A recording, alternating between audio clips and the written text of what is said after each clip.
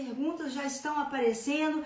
Agora aqui o Dr. Marcelo Pinheiro, grata pela sua pergunta, Marcelo, quando os plugs estão indicados? Muito bem. Então, a gente vai falar um pouquinho, né, agora do tratamento do olho seco. E aí, eu quero falar para vocês coisas muito simples que a gente pode fazer aí até eu chegar na situação do plug, tá certo? Então, as coisas muito simples que a gente pode fazer.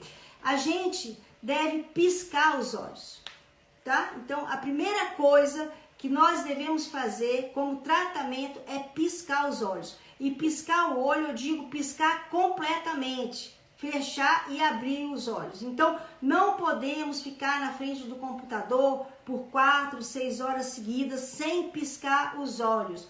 Nós precisamos piscar os olhos. Então, eu oriento que vocês, a cada 20 minutos, coloquem ali um alarme, alguma coisa assim, e façam o exercício de piscar os olhos, fechando. Mas não é aquela piscadinha que a gente dá para quando a gente quer arrumar um namorado ou uma namorada, aquela piscadinha rápida, não. Tem que piscar e fechar totalmente os olhos por várias vezes. Isso é muito importante, porque quando a gente está na frente de um computador ou fazendo uma leitura, nós esquecemos, né? E a gente pisca, geralmente, 20 vezes por minuto. E quando estamos na frente do computador, a gente só pisca 4. E isso pode ressecar os nossos olhos, tá certo?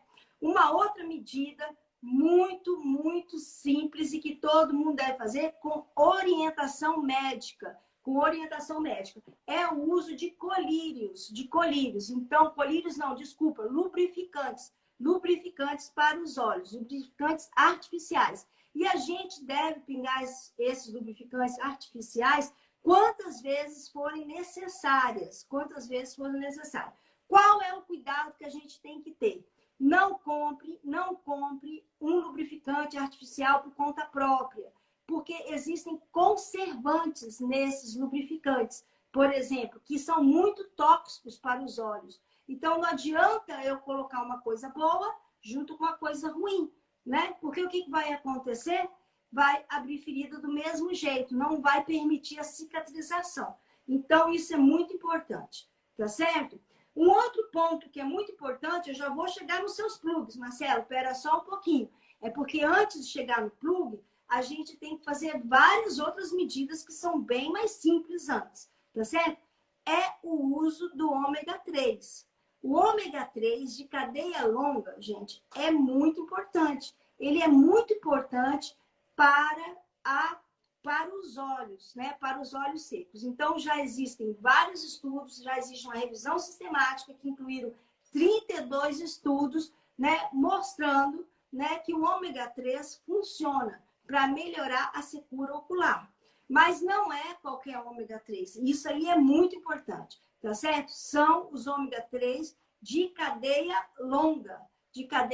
São aqueles derivados do peixe, tá certo? Não serve o ômega 3 derivado das plantas, né? Que são os de cadeia curta. Então, a gente tem que fazer uso do ômega 3 de cadeia longa, derivado de peixe. E quais peixes têm ômega 3?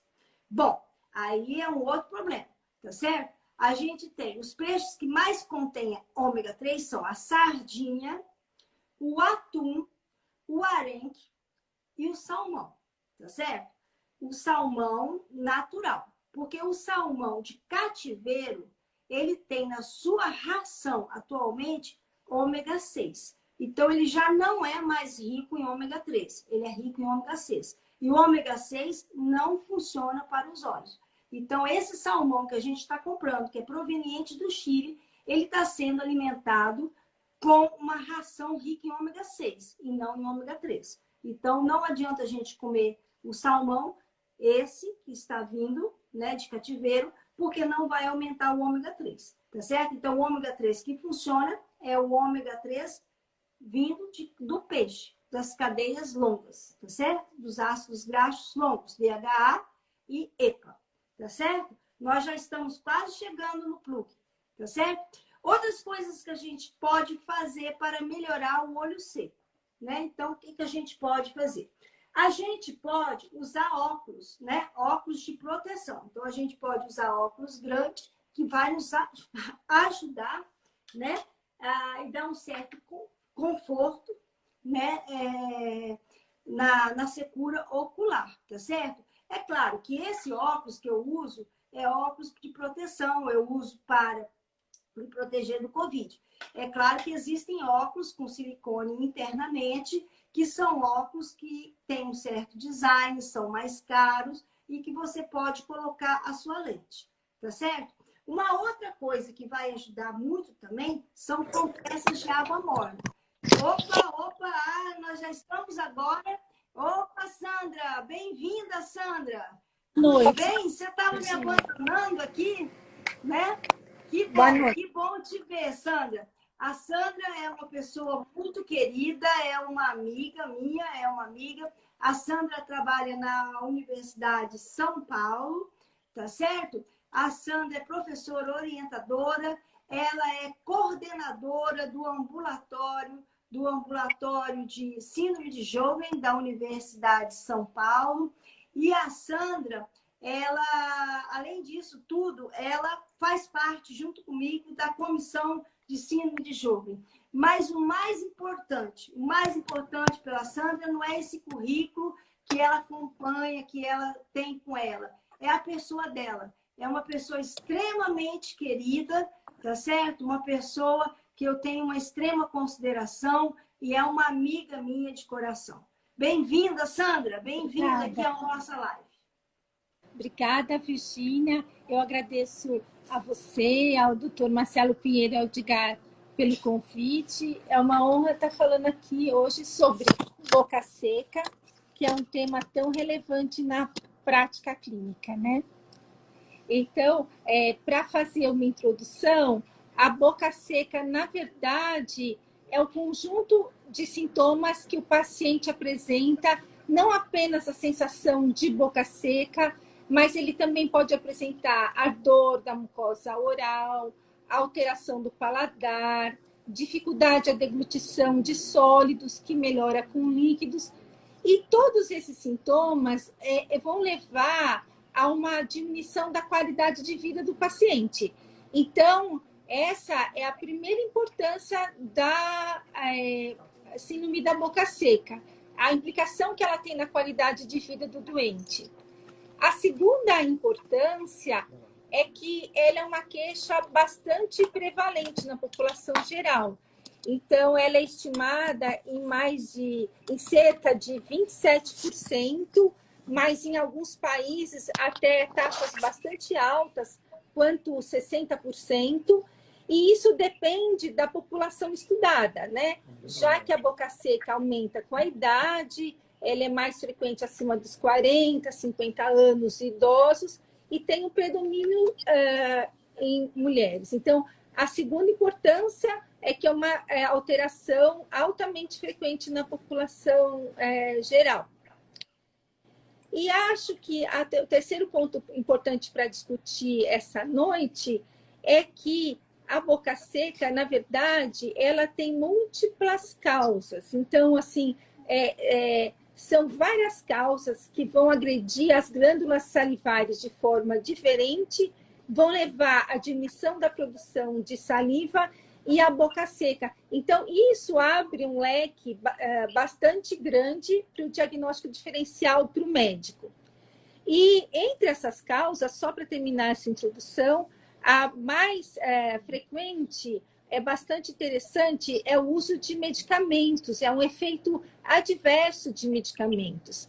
Então, nós temos uma lista grande de medicamentos que são muito comuns, como antidepressivos, principalmente os tricíclicos, vários antihipertensivos de diferentes classes, não só os diuréticos, mas os bloqueadores de canais de cálcio, os beta-bloqueadores, os inibidores da enzima conversora da angiotensina, e além de medicamentos utilizados no tratamento das gastrites e úlceras, como omeprazol, ranitidine, medicamentos para dor, os opiáceos, codeína, tramadol. Então, é uma série de medicamentos. Então, é importante que na história desse paciente o médico esteja atento para isso, porque é uma causa potencialmente irreversível.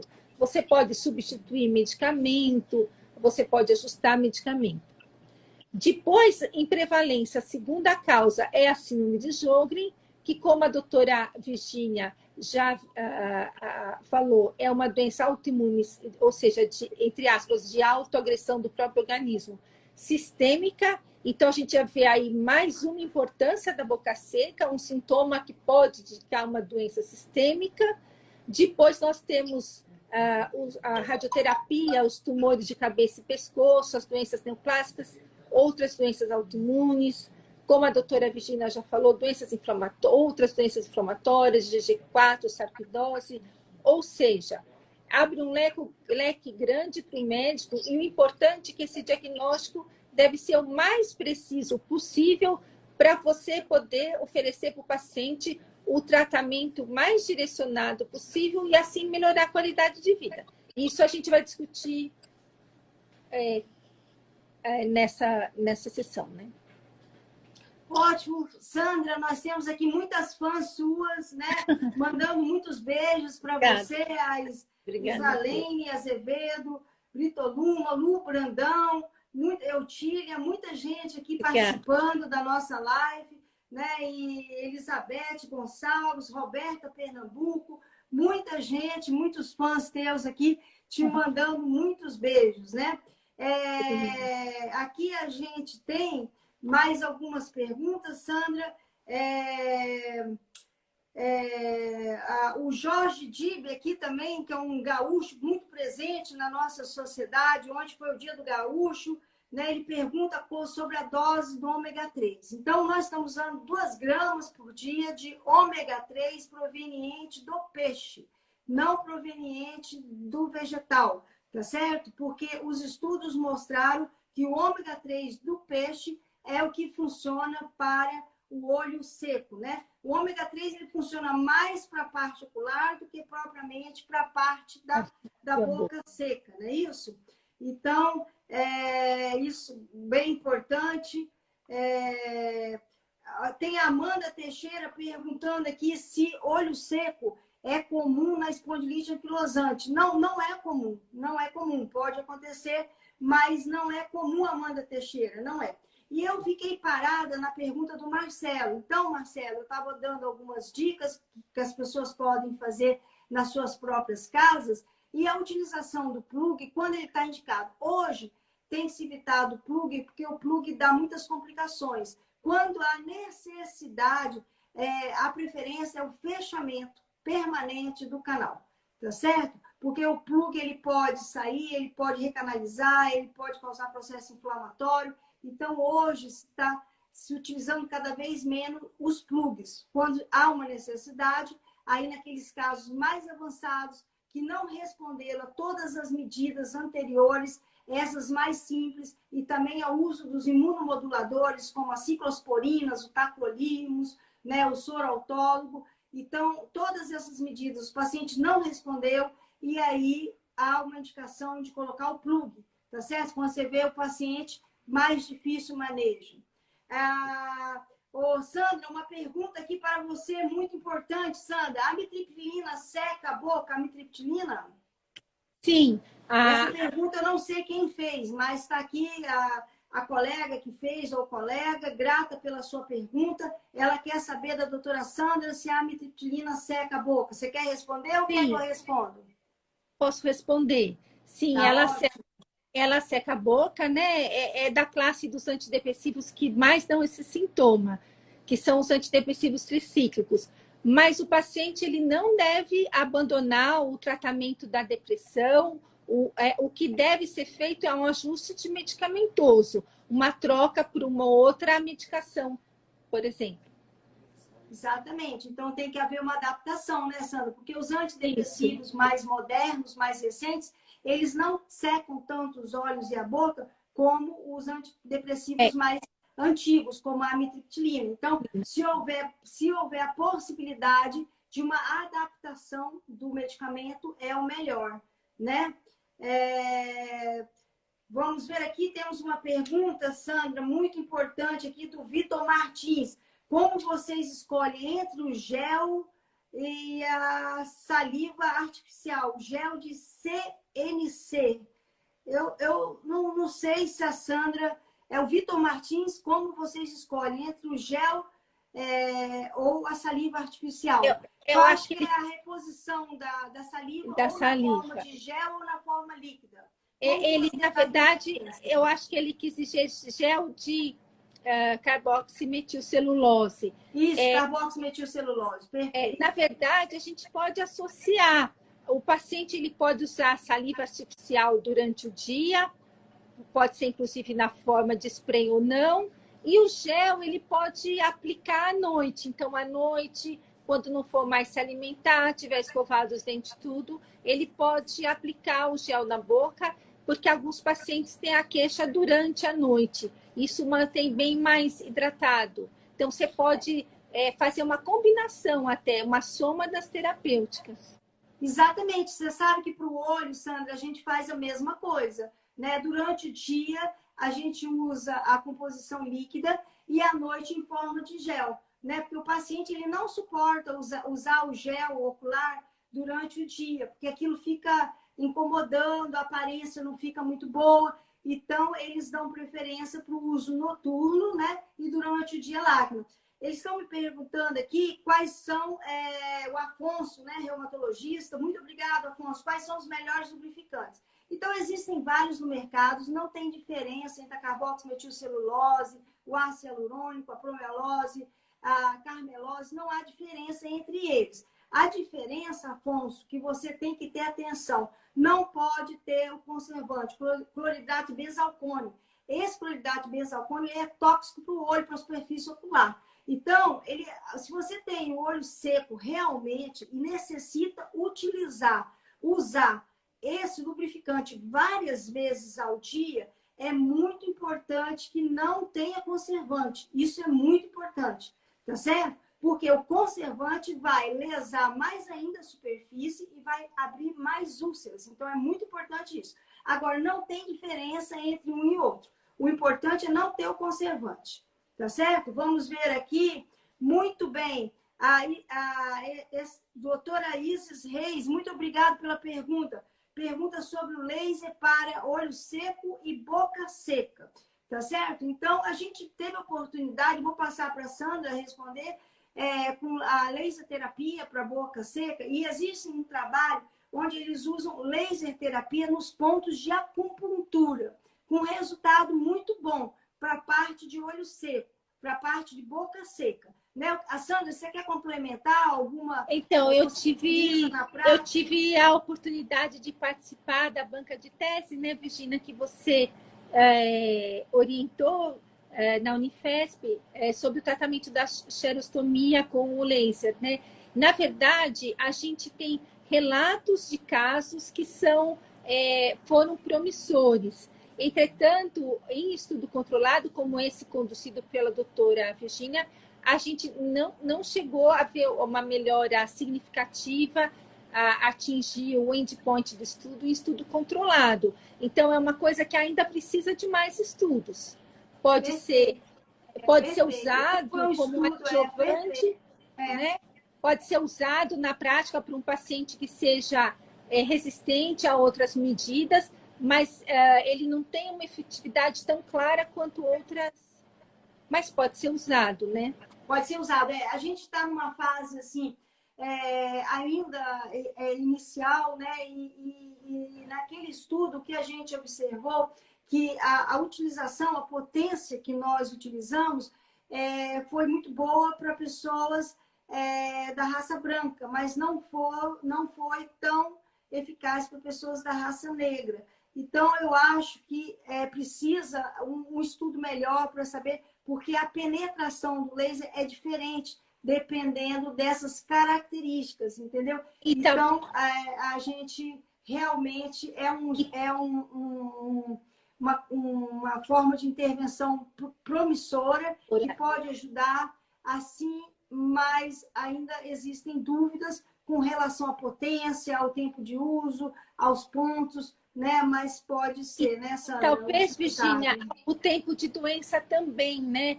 Porque lembrar que à medida que se passam os anos, a glândula vai ficando atrófica e a resposta ao laser pode ser menor também, né? Então, esse é um ponto que você tocou que é muito importante, né? o aumento da prevalência com a idade, ocorre o envelhecimento das glândulas, né? Então, a pessoa, principalmente as mulheres, começam logo após a menopausa, já começam a ter um envelhecimento, né, das glândulas, e o tecido glandular vai sendo substituído pelo adiposo e por fibrose. E com isso, naturalmente, as pessoas com mais idade passam a ter olho seco e boca seca. São queixas muito comuns no indivíduo com um pouquinho mais de idade.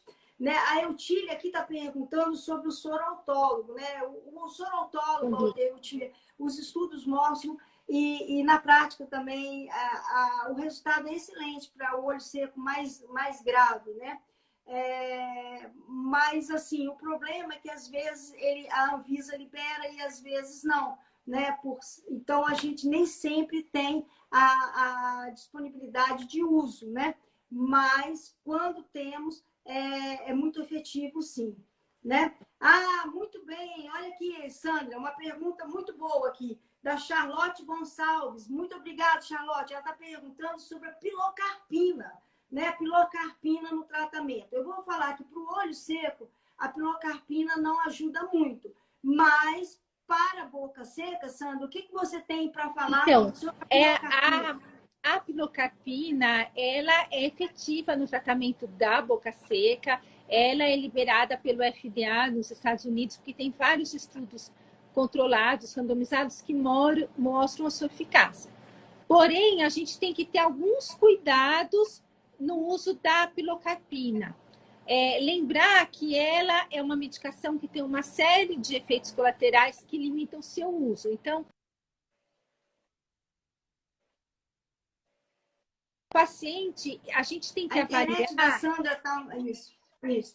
A gente tem que avaliar, o paciente ele tem que ter algum grau ainda de função salivar, né? Senão ele só vai ter os efeitos colaterais e não os benefícios. Então, primeiro avaliar a função salivar. Depois, a gente pode começar por uma dose baixinha e ir aumentando progressivamente. Perfeito. Então, a literatura, para ter efeito, isso, eles falam pelo menos 5 miligramas 2 vezes ao dia. A gente pode ir chegando nessa dose paulatinamente. Lembrar que a gente não tem um medicamento comercial disponível no Brasil. Então, a gente faz formulações. Então, você pode fazer formulações de 2, 3 miligramas, uma dose baixinha, e aumentando conforme a tolerabilidade do paciente. E lembrar, principalmente das condições, a contraindicação dos pacientes com glaucoma, doença cardíaca significativa, coronária significativa, renal ou hepática significativa. Perfeito, é isso mesmo. O segredo é esse, Sandra. Eu também concordo plenamente. É começar com doses baixas e vai aumentando progressivamente o quanto o paciente suporta e também observando o efeito que ele vai apresentando. Exatamente esse é o segredo para ter sucesso com o uso da pilocarpina. A gente tem que manipular, não tem, né, disponível, então nós temos que manipular. Aqui a gente tem uma pergunta da Márcia. Obrigado, Márcia. Márcia, nisso que dá com minha querida Nafice Costa Araújo, né?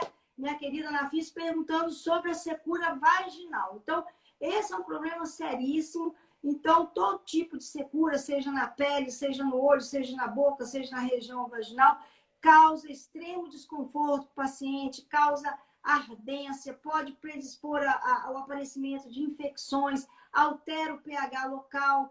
Então, temos que fazer todos os cuidados necessários. Existe no mercado vários compostos sem hormônios, né, de ácido hialurônico para hidratação da região vaginal. O ginecologista ele vai saber qual o composto que ele vai indicar, mas tem vários compostos, tá certo? Aqui temos também uma pergunta da Pedrina, né? Ela está perguntando se o Hilocômodo, né, pode ser usado várias vezes ao dia, né? Isso é muito importante. Então, o colírio sem conservante, que é, no caso, o Hilocômodo é um colírio sem conservante, tá certo? Ele pode ser usado muitas vezes ao dia e deve ser usado, se for necessário, quantas vezes forem necessárias, de hora em hora, de meia em meia hora.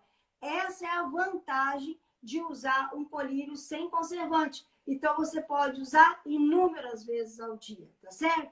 E à noite, pode dar preferência a um gel, tá certo? Então, isso é muito importante, tá certo? Vamos ver aqui se nós temos alguma outra pergunta. Se a Lu Brandão pergunta se a linhaça tem evidência científica. Para o olho seco, não. Então, para o olho seco, o ômega 3 tem que ser derivado de peixe, tá certo? Isso é ômega 3 de cadeias longas. A linhaça é ômega 3 de cadeias curtas, tá certo? Então, para o olho seco, não tem evidências, né? Não tem evidências. Vamos ver se eu pulei mais alguma questão aqui. A alimentação, Sandra, uma pergunta muito boa para você, Sandra. A alimentação, ela tem influência na boca seca? Sim, ela tem influência, já que esses pacientes eles têm uma dificuldade para ingerir principalmente os alimentos sólidos, né?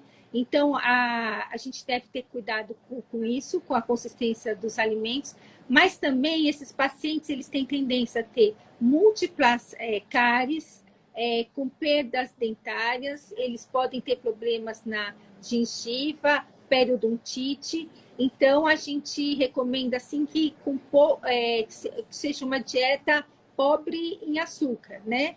Com uma higiene oral bem adequada e aplicação de flúor. Perfeito, Sandra, perfeito, né? Compressa morna ou gelada para o olho seco, compressa morna, tá certo? Então, você pode comprar uma máscara termogel, tá certo? Aquecer essa máscara e colocar sobre os olhos, né?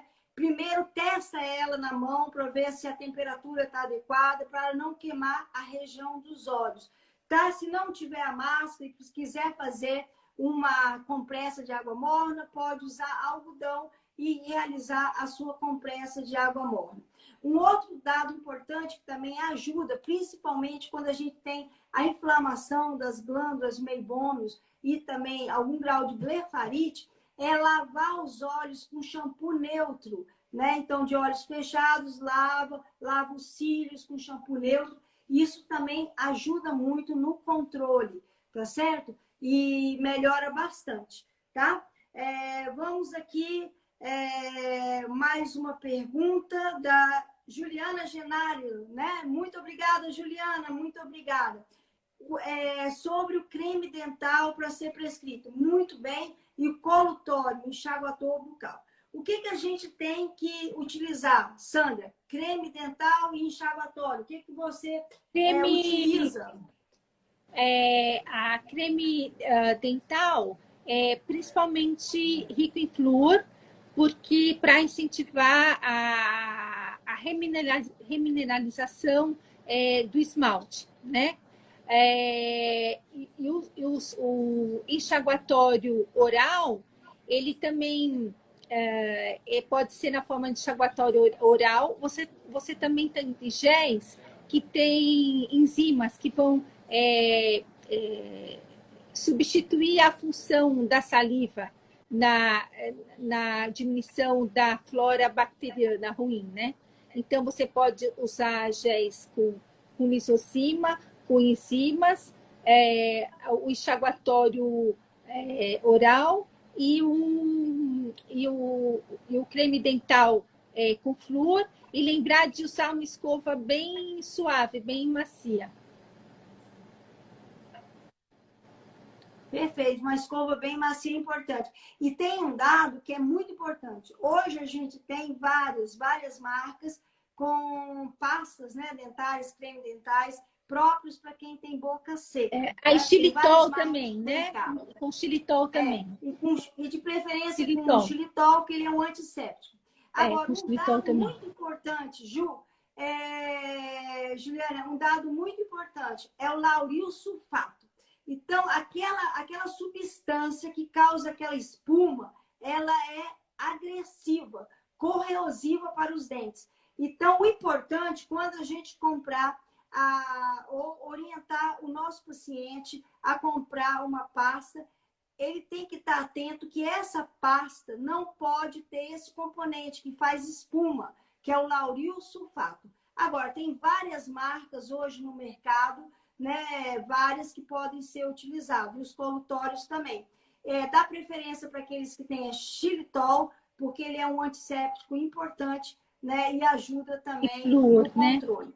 E uma coisa muito importante é a limpeza, né? Fazer a limpeza com o colega, com o cirurgião dentista, pelo menos a cada 3 meses, não deixar passar de 3 meses, com aplicação de flúor. Né? Existe, aqui no Brasil não existe, mas para casos mais graves, até flúor, que você pode fazer a aplicação diária. Aplica, deixa 3 minutinhos e já retira. Isso ajuda, porque o problema desses pacientes são as cáries de raiz. E eles acabam, com o tempo, perdendo todos os dentes, né? E tendo várias dificuldades, né? Devido a esse problema da boca seca. A boca seca é um problema muito sério, né? Assim como a vagina seca, como a pele seca também. Pele seca é um tormento também para as pessoas, porque as pessoas que têm psoríase, que têm diabetes, envelhecimento, a síndrome de Sjögren, a pele se torna muito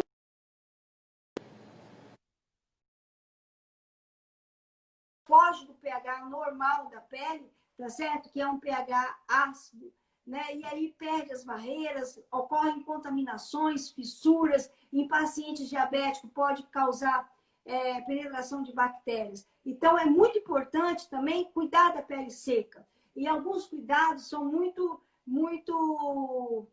fáceis de ser feitos. Banhos rápidos, de no máximo 5 a 10 minutos. Banhos de morno para frio. É uma coisa simples que a gente pode fazer, tá certo? Então, banhos morno para frio.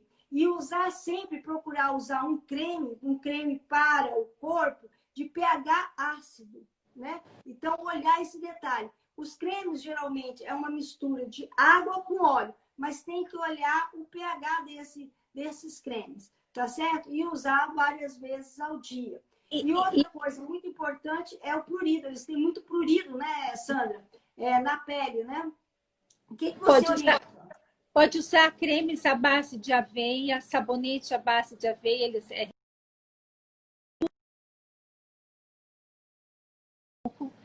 nem perfume. Bem, a sabonete à base de aveia, é uma coisa que pode hidratar bem a pele. E outra coisa da boca seca, a das cáries, lembrar para os pacientes que nenhuma medicação, seja ela por via oral, por via endovenosa, nenhuma medicação na síndrome de Sjögren mostrou diminuir a perda dentária. A única coisa que diminui a perda dentária é o cuidado local. Então, é fundamental o tratamento multidisciplinar. Síndrome de Sjögren é igual ao médico reumatologista, oftalmologista, ginecologista e também o dentista. Não dá para acompanhar os pacientes sem o dentista. Perfeito. Foi exatamente essa pergunta que a Emily, da USP, fez. Né? Ela queria saber se o belimumab ou o rituximab ajudam na boca seca. Infelizmente, não. Né? O benefício que a gente tem com relação às glândulas é mínimo. É mínimo. O benefício objetivo ele é mínimo.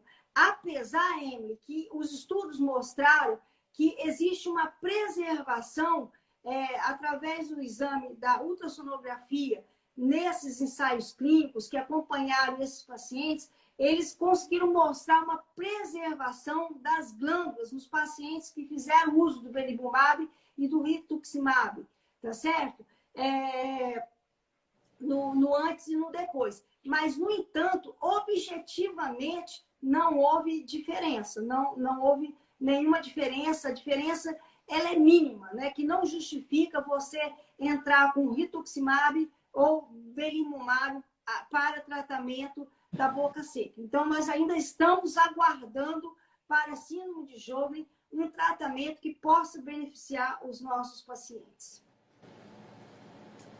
Vem aqui a Daniela Egípcio, também é da Comissão de Síndrome de Sjögren, ela é professora da UFPB,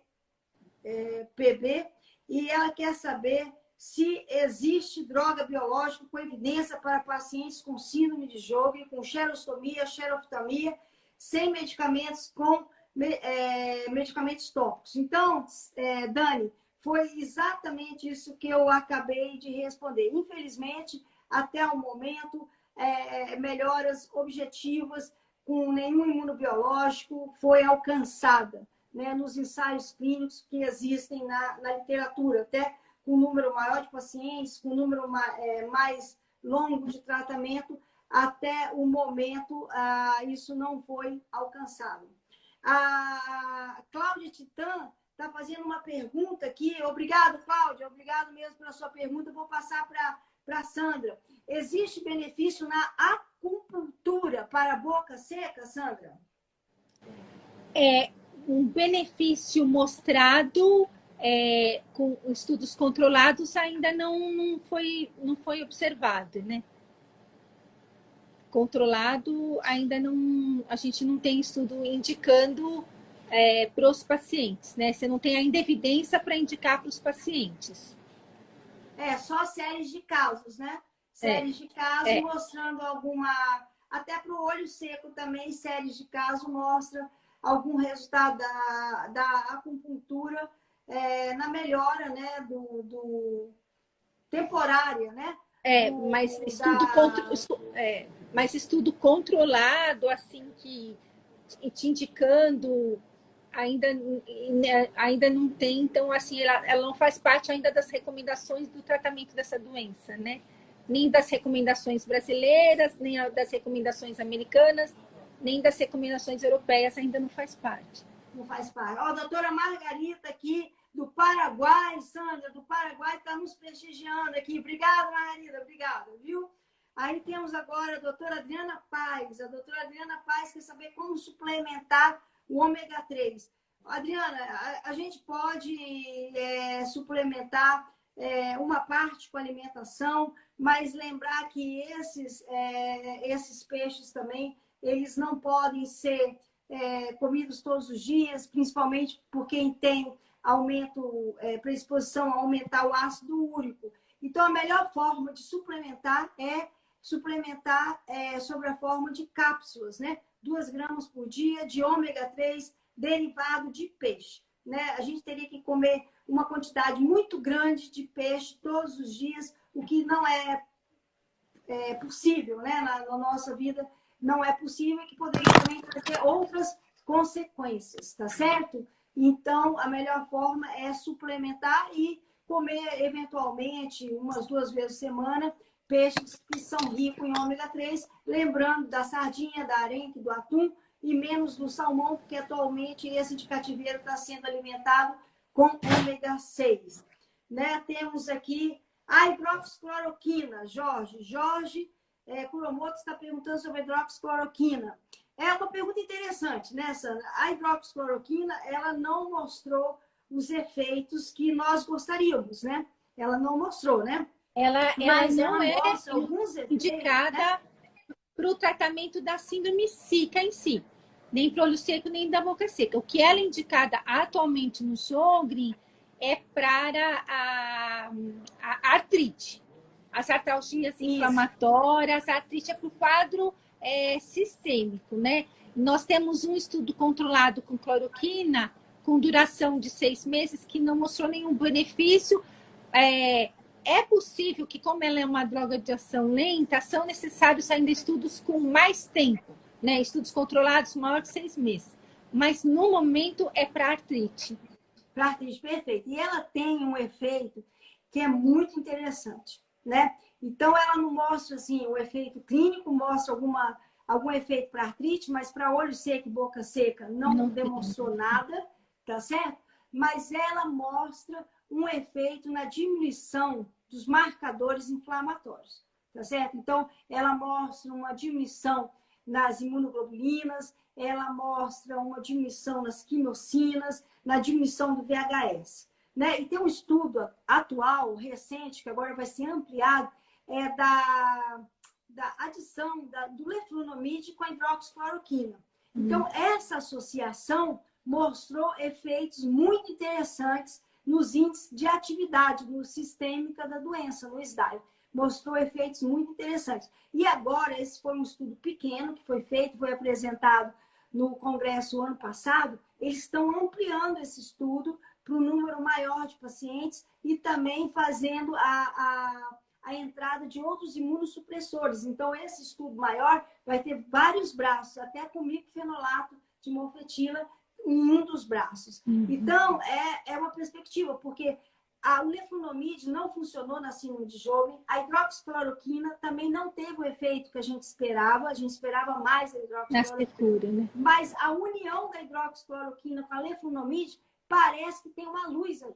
Parece que tem uma luz e pode ser uma esperança no tratamento da síndrome de Sjögren. Vamos ver os resultados desses estudos, o que eles vão mostrar para a gente, né, Sandra? Aqui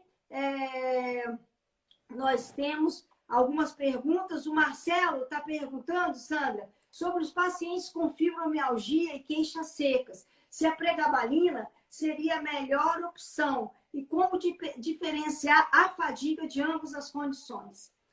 Você quer responder?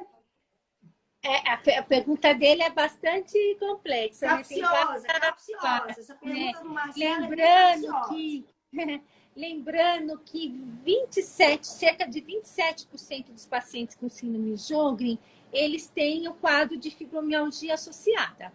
Então, eu acho que é lógico que a fibromialgia pode ter o sintoma de secura na boca, mas eu acho que a gente tem que ver se a gente está só do quadro de fibromialgia só ou fibromialgia com a síndrome de Sjögren.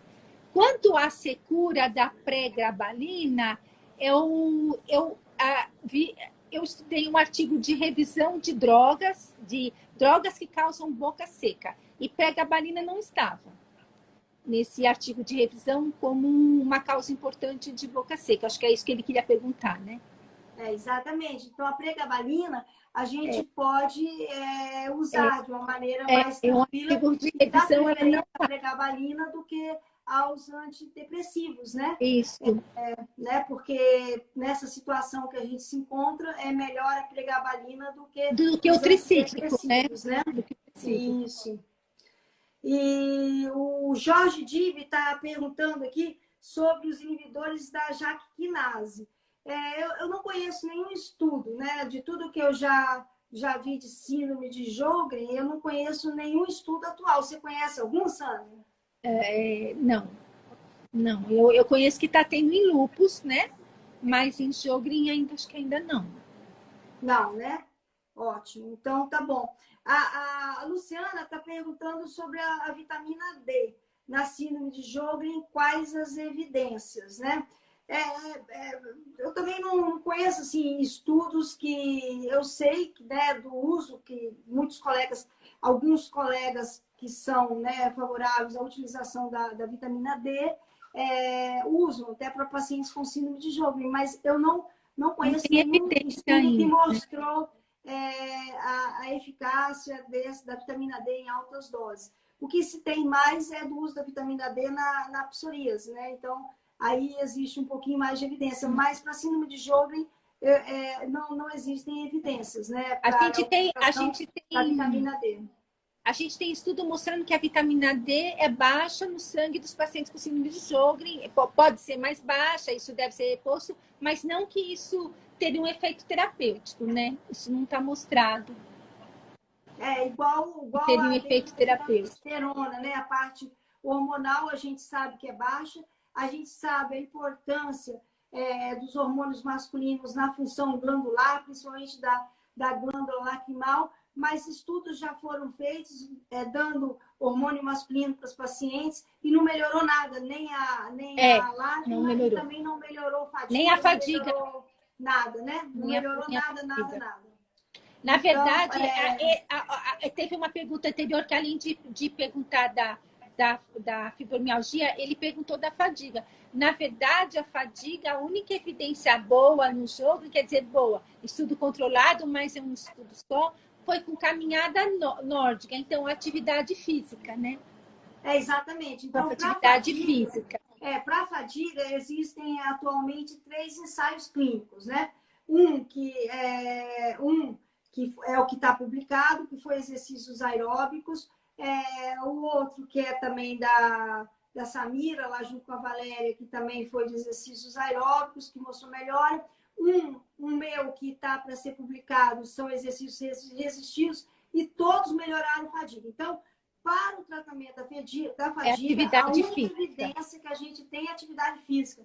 Nenhum medicamento, seja ele imunossupressor, hormônio, imunobiológico, nenhum deles mostrou melhora na fadiga física. Tá certo? Tem um imunobiológico que mostrou um pouco de melhora na fadiga mental, mas na fadiga física, nenhum medicamento até hoje mostrou resultado favorável. Teve um estudo lá atrás do rituximab que mostrava uma melhora. Só que esse estudo ele fez assim, uma comparação antes e depois, tá certo? Antes e depois. Não entre grupos. Entre grupos não houve diferença nenhuma, tá? Entre o medicamento e a fadiga, né? Então, exercício físico. Para fadiga, né, Sandra? Exercício físico, né? Exercício físico. Doutora Caris pergunta sobre a análise metodológica do estudo do Reino Unido, da subamostra da estratificação da hidroxicloroquina e do rituximab, publicado no Lancet em 2019. Quer falar alguma coisa, Sandra? Ela perguntou sobre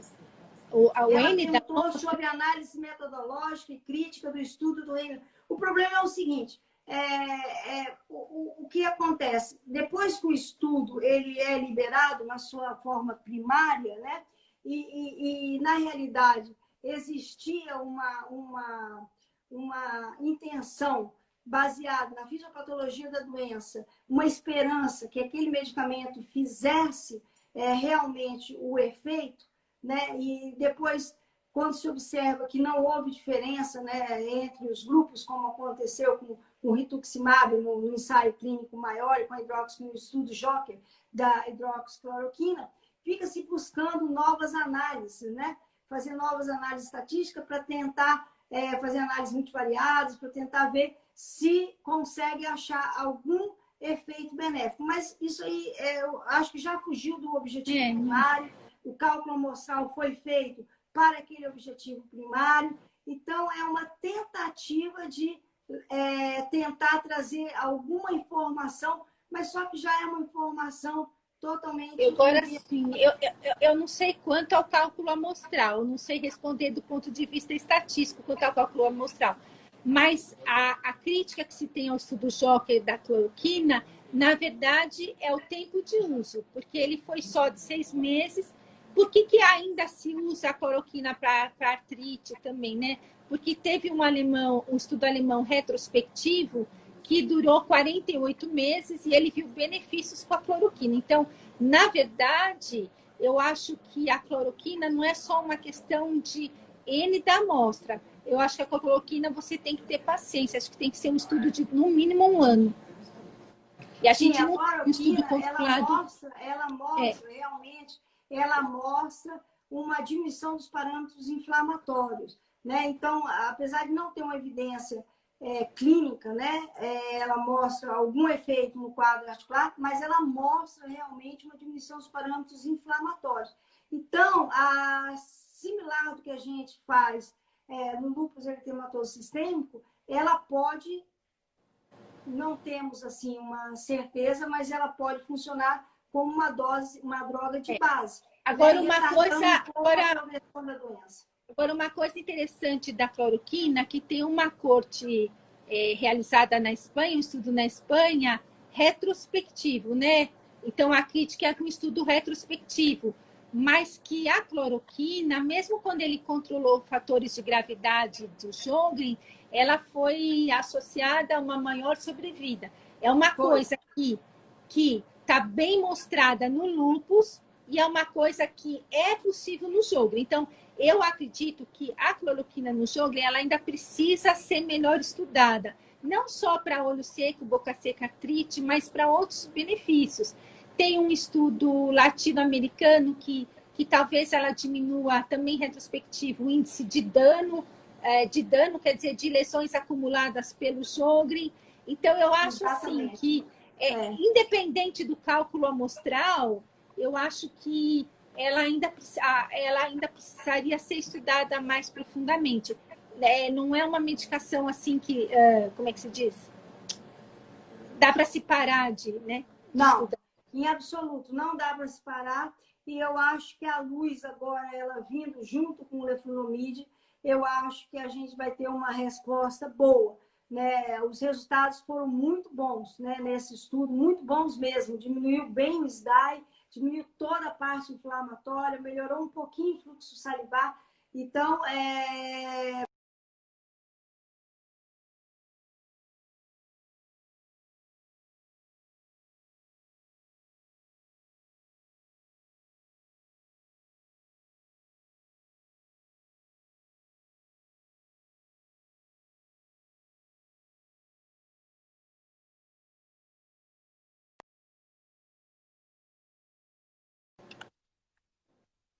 de base, né, que possa retardar, como a gente está vendo, diminuir os danos, né? Tem estudos retrospectivos mostrando algum efeito,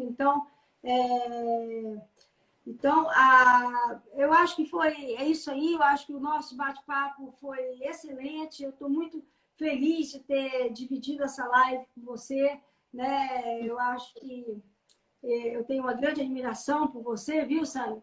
E eu queria falar que a nossa live aqui ela vai ficar salva no Instagram, né? Ela poderia continuar por mais uma hora, porque essas questões de secura incomodam demais as pessoas, levam um extremo desconforto, altera a qualidade de vida, tira o sono das pessoas, casos graves acaba às vezes perdendo todos os dentes, perdendo a visão, tendo vários problemas sociais, né? Secura vaginal leva um desconforto nas relações sexuais, nos relacionamentos. Então, é uma situação que a gente tem que pensar, né? A gente tem que pensar, a gente tem que ajudar. E em algumas situações, atrás dessas queixas secas, nós temos doenças sistêmicas graves, né? E é como eu digo sempre para meus alunos, diagnóstico precoce, tratamento precoce, prognóstico melhor. Então, vamos abrir a mente para investigar bem esses pacientes, para que a gente possa proporcionar um futuro melhor para eles. Tá certo? Vocês podem continuar mandando as perguntas, a live vai ficar salva, tá certo? Eu quero agradecer muito a presença da Sandra, né? E agradecer ao Marcelo Pinheiro, agradecer a todos da Sociedade Paulista. É uma gestão inovadora, né? Até pela condição aí do coronavírus. O Marcelo e toda a equipe têm inovado de diversas formas, levando conhecimento para todo mundo. E essa é a função da sociedade. E a Sociedade Paulista está cumprindo isso de uma forma brilhante. Agradeço muito o convite. E como eu falei, hoje eu acordei agradecida, né? Agradecendo a essa oportunidade de estar aqui com vocês. Muito obrigada. Sandra, pode dar um recado final aí para a turma? Eu agradeço a você, Virginia, ao Marcelo, ao doutor Edgar, pelo convite. É uma honra mais uma vez participar de uma banca com você. E eu só queria finalizar que eu acho que o primeiro ensinamento do segmento do paciente com síndrome de Sjögren é que tem que ser multidisciplinar, você tem que ter, no mínimo, um oftalmologista e um dentista, senão você não consegue dar o bem-estar que esses pacientes merecem, né? Perfeito, é isso mesmo. É disciplinar, é de mãos juntas, é todo mundo trabalhando em bem dos nossos pacientes, né? Sabe, Sandra, que eu tive agora um problema sério na visão, fiquei 15 dias até proibida de ficar no computador. E aí é muito importante, quando a gente se torna paciente, né? E eu já me tornei paciente várias vezes por causa dos olhos, né? Tem sempre problema nos olhos. Aí você fica mais ainda com vontade de ajudar as pessoas, né, a melhorarem, porque a gente sabe o quanto a gente sofre. Não poder ler, não poder estudar, isso causa extremo sofrimento, né? Causa tristeza na gente. Muito obrigada a todos pela presença, tá? Muito obrigada a todos que ficaram aqui com a gente até o final. Tá? As dúvidas vocês podem continuar mandando, que iremos responder dentro do possível, tá bom? Beijos para todos.